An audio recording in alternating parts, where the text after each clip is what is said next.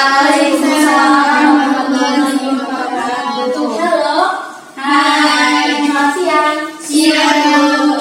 Gimana kabarnya hari ini, sehat? Alhamdulillah, luar biasa. Allahu Akbar. Hari ini ada yang baru berangkat enggak ya? Bisa. Oh, sakit atau izin? Sakit. Sakit. Kita doakan yang sakit semoga disembuhkan dan diangkat oleh Allah ya. Amin. Sebelum memulai pembelajaran hari ini, alangkah baiknya kita membaca basmalah bersama-sama. Bismillahirrahmanirrahim. Ada yang tahu hari ini kita mau belajar apa? Saya, Bu. Apa coba? Iya, jual beli sama riba. Betul, kita hari ini mempelajari hiyar, jual beli dan riba. Jual beli itu artinya apa sih? Ada yang tahu nggak? Belum ya? Jual beli adalah tukar menukar sesuatu dengan sesuatu. Misalnya kita ingin beli barang, kita menukarnya dengan uang. Lalu yang kalau hiyar itu adalah menentukan dua pilihan di antara pembeli dan penjual, apakah ingin melanjutkan akad atau berhenti di situ saja. Dan yang terakhir riba adalah kelebihan atau biaya tambahan pada saat utang piutang dan jual beli. Kalau yang jual beli itu hukumnya sunnah, yang mubah dan riba hukumnya haram. Oke, sekarang kan kita udah di era yang modern ya. Jual beli ya dan melakukan riba itu bisa melalui lewat online, lewat HP digital. Nah, Ibu ini mau bagi pembelajaran hari ini, mekanisme pembelajaran hari ini dibagi menjadi 3 kelompok, bisa ya? Nanti kelompok yang pertama membahas tentang jual beli, macam-macamnya, dan tentang permasalahan yang dihadapi di era digital ini. Itu apa tentang jual beli, itu sudah disediakan permasalahannya. Lalu kelompok kedua membahas tentang dia, membahas tentang jenisnya dan permasalahan yang sudah disediakan. Lalu kelompok ketiga membahas tentang riba, membahas tentang jenis riba dan permasalahan yang ada di era sekarang. Bisa berkelompok dengan kelompoknya? Kelompoknya terserah kalian mau dengan pasangan lain atau ikut absen ya guys. Tidak apa-apa, jadi oke ya.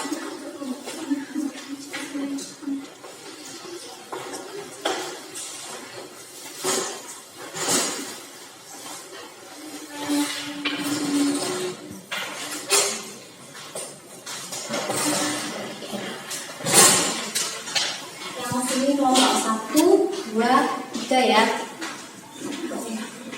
Yang kelompok pertama itu membahas tentang jual beli, yang kelompok kedua membahas tentang hiyar, dan kelompok ketiga membahas tentang riba yang permasalahannya sudah dicantumkan di kelas ini kan, bisa tulis di kelas ini ya.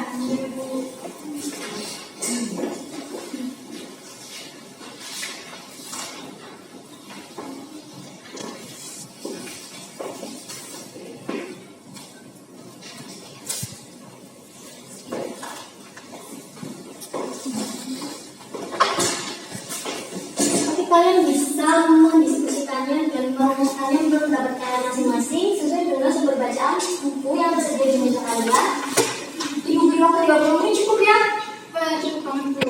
Cukup, bisa dimulai dari sana.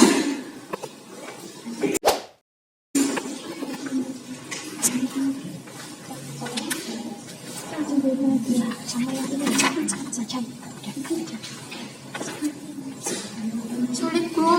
Sulit ya? Iya. Semangat.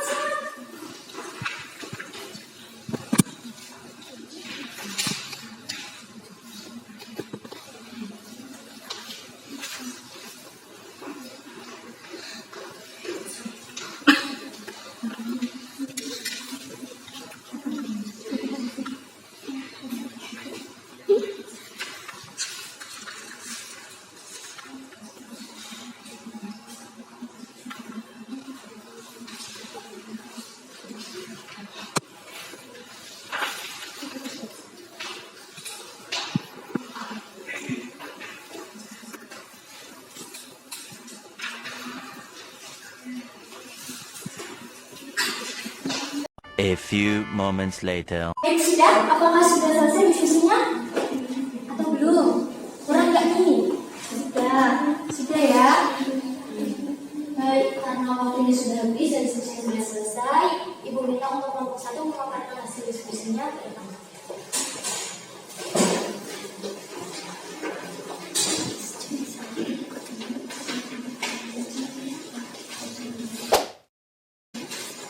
Kami dari kelompok 1 akan membacakan hasil diskusi kami. Dengan saat ini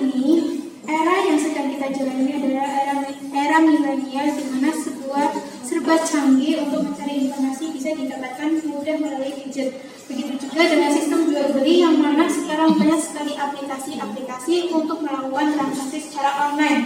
Mengenai hal tersebut, Islam memandang permasalahan tersebut bagaimana, halal atau haram?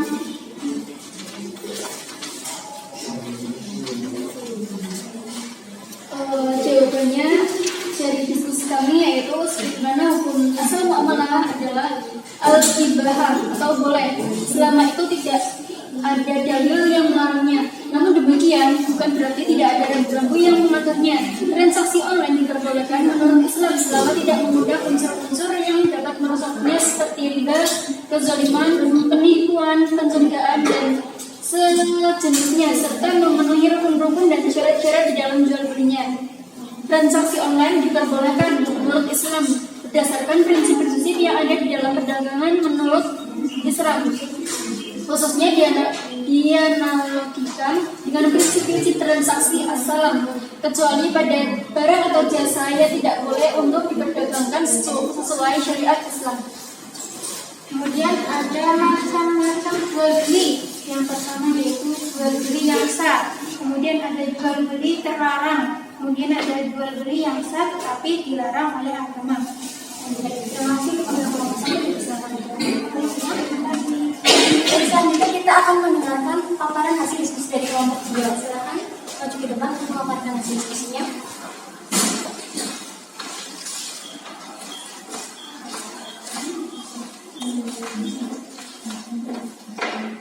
Kami dari kelompok 2 akan memaparkan hasil diskusi kami.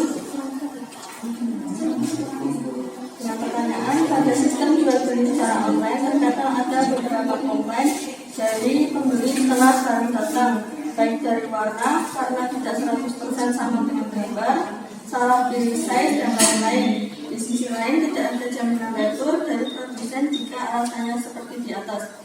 Retur atau pengembalian hanya berlaku jika produk cacat dan kata rusak salah pilih produk. Bagaimana Islam memandang hal ini, sementara pada hukum jual beli ada hak khiyar bagi pembeli? Jawabannya, jika melihat kasus yang tadi, maka kasus tersebut dapat digolongkan ke dalam khiyar yang pertama, yaitu khiyar yang memunculkan sesuai kesepakatan antara kedua belah pihak. Untuk jenis khiyar yang kedua, yaitu khiyar yang masuk dalam akad, sudah dilakukan oleh produsen. Ketentuannya boleh retur dengan alasan cacat pada barang atau salah kirim. Dengan demikian, pihak penjual sudah sesuai dengan jual beli syar'i dengan mensyaratkan barang yang sudah dibeli tidak boleh diretur kecuali ada cacat dan salah kirim. Oleh karena itu, sebaiknya pembeli sebelum melakukan transaksi harus betul-betul paham dengan monopolik jual beli online, baik itu size, warna, jenis kain, dan lain-lain barang atau sesuatu yang ingin dibeli. Nah, kaitannya dengan materi khiyar, yaitu ada macam-macam khiyar. Yang pertama ada khiyar majlis, yaitu khiyar yang berlangsung selama penjual dan pembeli masih berada di tempat jual beli. Yang kedua khiyar syarat, yaitu hak penjual atau pembeli atau keduanya untuk melanjutkan atau membatalkan transaksi jual beli. Yang ketiga ada khiyar alwi, yaitu pembeli mempunyai hak pilih untuk membatalkan akad jual beli atau meneruskannya. Yang keempat ada khiyar ruqyah, yaitu hak bagi pembeli untuk meneruskan jual beli atau membatalkannya karena objek yang dibeli belum dilihat. Sudah, terima kasih. Bisa kembali diskusinya dan Ibu selamat kelompok 3 mengatakan hasil diskusinya ke depan.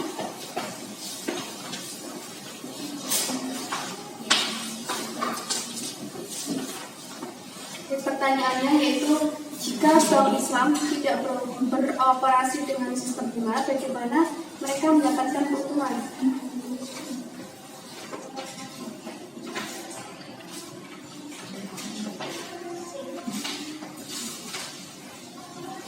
Adapun bank Islami salah satu caranya adalah menerima uang nasabah untuk diinvestasikan dalam proyek bisnis atau properti atau semacamnya. Lalu nasabah diberikan prosentase dari keuntungan bank pun seperti halnya nasabah memiliki jatah prosentase keuntungan. Keuntungan bank didapat dari keuntungan proyek tersebut ya.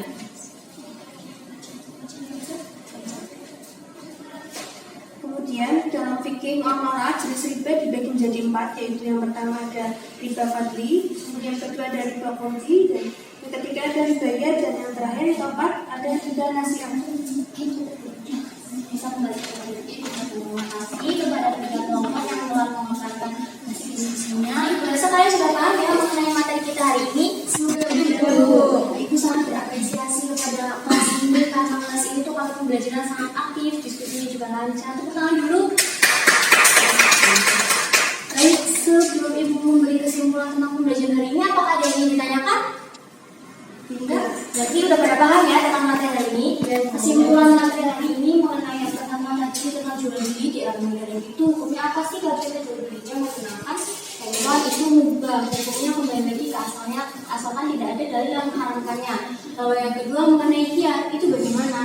Nah, kalau misalnya ada diatur atau dikembalikan atau ada protes dari pembeli, maka khiyarnya masuk ke dalam khiyar majelis dan khiyar syarat, di mana pembeli seharusnya sudah mengetahui bahwa perincian tentang produk yang dibeli itu sudah dijelaskan di deskripsi. Lalu yang ketiga mengenai riba, bagaimana sih bank-bank Islami, bukan bank konvensional nih, yang menggunakan sistem mendapatkan keuntungannya itu bagaimana? Yaitu tadi salah satunya dengan investasi pada suatu pembangunan. Contohnya kayak perumahan-perumahan, itu kan bisa pembayaran tiap bulannya menggunakan bank Islam.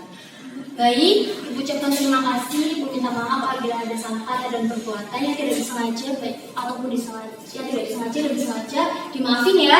Ya, Ibu. Untuk menutup pembelajaran hari ini kita membaca hamdalah bersama-sama. Alhamdulillahirabbil alamin. Kurang lebihnya mohon maaf. Wassalamualaikum warahmatullahi wabarakatuh. Waalaikumsalam warahmatullahi wabarakatuh.